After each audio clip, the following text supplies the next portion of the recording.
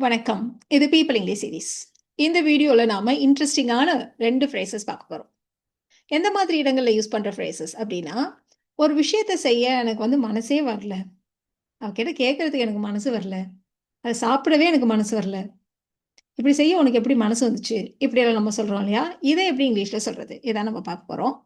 So, first example பார்த்தீங்களானா, ஒரு தயக்கம். அவள்ட்ட எப்படி கேட்கறது? அதனால எனக்கு மனசு வரல. அப்படி சொல்றோம். சாப்பிட மனசு வரல அப்படிங்கிறப்போ, இப்ப ஏதாவது ஒரு விஷயத்த பார்த்ததுக்கப்புறம், அருவருப்புனாலயும் நமக்கு சாப்பிட மனசு வரலன்னு நம்ம சொல்லுவோம்.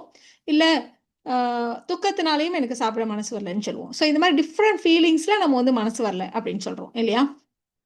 ஸோ இங்கிலீஷ்ல 2 ஃப்ரேசஸ் இருக்குன்னு சொன்னோம் இல்லையா? ஒண்ணு "couldn't bring myself two".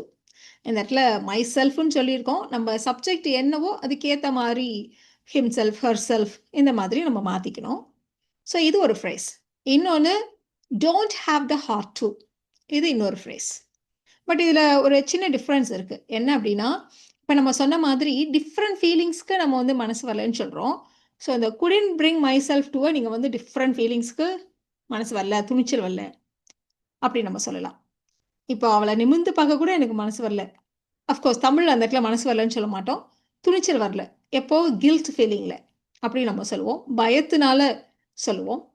அடுத்தது நம்ம இப்பயே சொன்ன மாதிரி, இரக்கத்தினால, வருத்தத்தில எல்லாத்துக்கும் நம்ம மனசு வரல, துணிச்சல் வரல. இந்த மாரிலாம் சொல்ற இடங்கள்ல, நம்ம couldn't bring myself to, couldn't bring herself to இந்த மாரி வச்சு சொல்லுவோம்.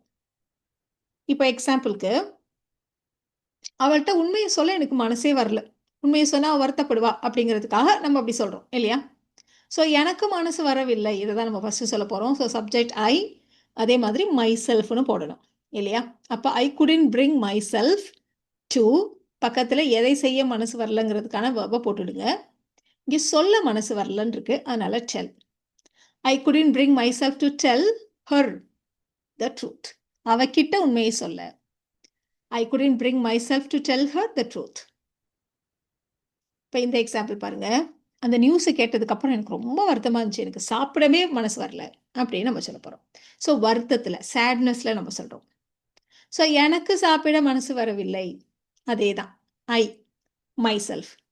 ஐ couldn't bring myself to verb என்ன? சாப்பிடுறது. அப்ப eat. I couldn't bring myself to eat. எப்போ? இந்த செய்தியை கேட்ட பிறகு. After hearing the news. I couldn't bring myself to eat after hearing the news. So இந்த மாதிரி சென்டென்சஸ் ஈஸியாக ஃப்ரேம் பண்ண முடியுது இல்லையா? ஸோ ரொம்ப சிம்பிள். ஸோ சப்ஜெக்ட் அதுக்கு ஏற்ற மாதிரி இதை போட்டுக்கோங்க. அடுத்தது டூ பக்கத்தில் வேர்ப். அவ்வளோதான். அவங்களுடைய பழைய வீட்டை விற்க அவருக்கு மனசே வரல. இப்படி நம்ம சொல்லணும். ஸோ அவருக்கு மனசு வரவில்லை. ஹி, ஹிம்செல்ஃப்னு போடணும். அப்ப he couldn't bring himself to விற்க. அதனால செல். எதை? அவர்களுடைய பழைய வீட்டை. their old house. He couldn't bring himself to sell their old house. He couldn't bring himself to sell their old house. அந்த நாய்க்குட்டிய அங்கேயே விட்டுட்டு போக, விட்டு செல்ல அவளுக்கு மனசு வரவில்லை அப்படின்னு சொல்லணும். இப்ப சப்ஜெக்ட் ஷீ, ஷீக்கு ஏத்த மாதிரி ஹெர்செல்ஃப் அப்படின்னு போடணும். அப்ப she couldn't bring herself to பக்கத்துல வேர்ப் என்ன? விட்டுட்டு போறது. லீவ். எதை? நாய்க்குட்டிய. த பப்பி. எங்க? தேர். இப்போ இதை மாதிரி நீங்க அப்படியே ஃபில் பண்ணிட்டீங்களானாலே உங்களுக்கான சென்டென்ஸ் கிடைச்சிடும். She couldn't bring herself to leave the puppy there. She couldn't bring herself to leave the puppy there. இப்போ நாம ஒரு கொஷன் ஃப்ரேம் பண்ணலாம். ரொம்ப காமனான ஒரு கொஷன். இப்படி பண்ண உனக்கு எப்படி மனசு வந்துச்சு? இப்படி கேட்கணும். ஸோ உனக்குன்றதுனால you and yourself use பண்ண போகிறோம். ஸோ எப்படி அப்படின்றது தான் கொஷன் வேர்டு இல்லையா? ஹவு. ஸோ கொஷனுன்றப்போ குட்டு நம்ம குட்டுக்கும் பிரிங்குக்கும் நடுவில் சப்ஜெக்டை யூவாக கொண்டுட்டு வர போகிறோம். அப்போ how good you bring your self to do this? How good you bring your self to do this? இதை செய்ய அப்படின்றதுனால டூ திஸ் அப்படின்னு போட்டிருக்கோம். இப்போ இவ்வளோ நேரம் பாஸ்ட்லேயே வச்சு சொன்னோம் இல்லையா? எனக்கு அப்போ செய்ய அதை மனசு வரல அப்படியே வச்சு சொன்னோம். ஜென்ரலாக எனக்கு மனசு வராது. இதை செய்கிறதுனா எனக்கு மனசு வராது அப்படி சொல்லுவோம் இல்லையா? ஸோ ரொம்ப சிம்பிள். குடின்ட்டுக்கு பதிலாக நம்ம கேன்ட்டுன்னு போட போகிறோம். அவ்வளோதான் சிம்பிள் ப்ரெசன்ட் டென்ஸ்க்கு. இப்போது மிச்சம் மீதி இருக்கிற சாப்பாட்டை தூக்கி எறியவே எனக்கு மனசு வராது. அதை வச்சு நான் ஏதாவது பண்ணி இப்படி சாப்பிட்டு முடிச்சிருவோம் அப்படி நம்ம சொல்லணும். ஸோ மிச்சம் இருக்கிற சாப்பாடு அப்படிங்கிறப்போ நம்ம லெஃப்ட் ஓவர்ஸ் அப்படின்னு நம்ம சொல்லுவோம். சரி, எனக்கு மனசு வராது. ஸோ ஐ அண்ட் மை செல்ஃபை யூஸ் பண்ண போகிறோம். அண்டு எப்போவுமேன்றதுனால கேன்ட்னு யூஸ் பண்ண போகிறோம். குடின்ட்டுக்கு பதிலாக கேன்ட், அவ்வளோதான். அப்போ I can't bring myself to throw away எதை, the leftovers. I can't bring myself to throw away the left overs.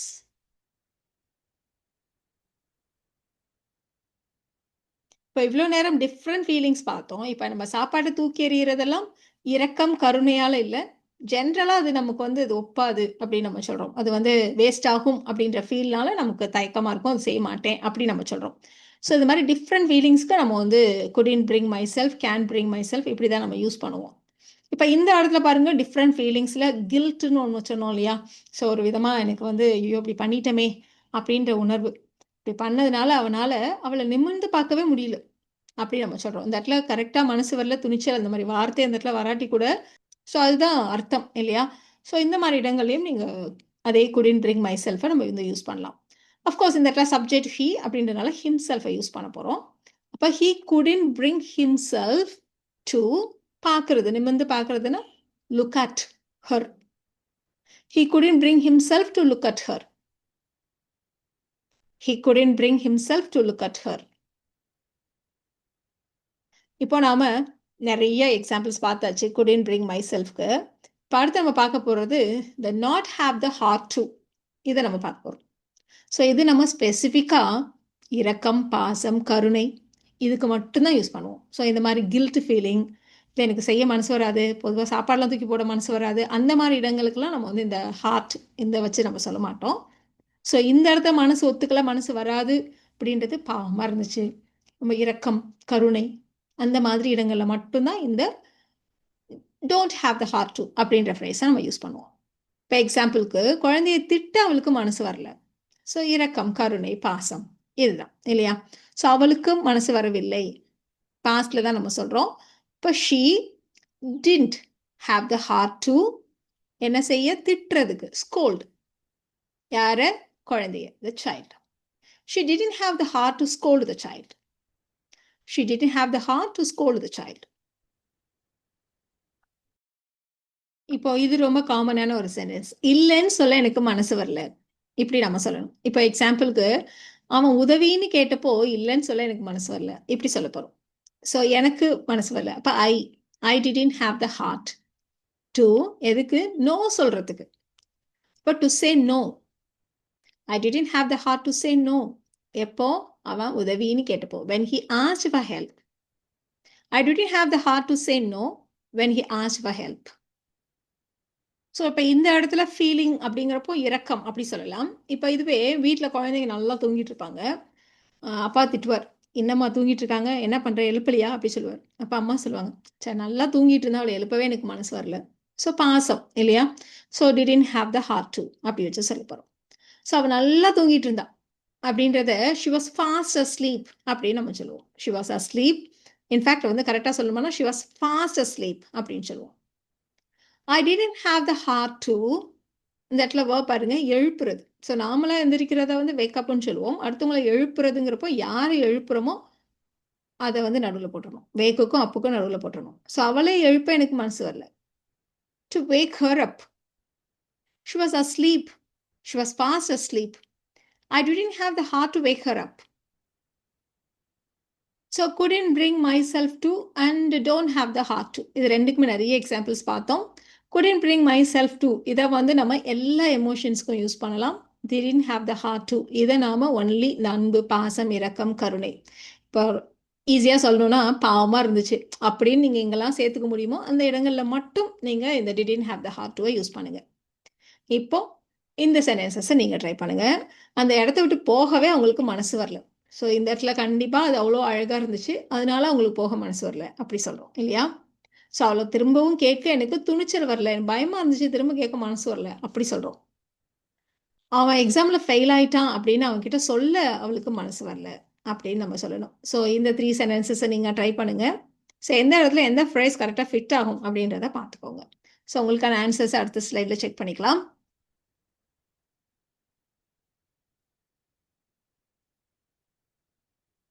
உங்களுக்கான ஆன்சர்ஸ் பார்த்துடலாமா?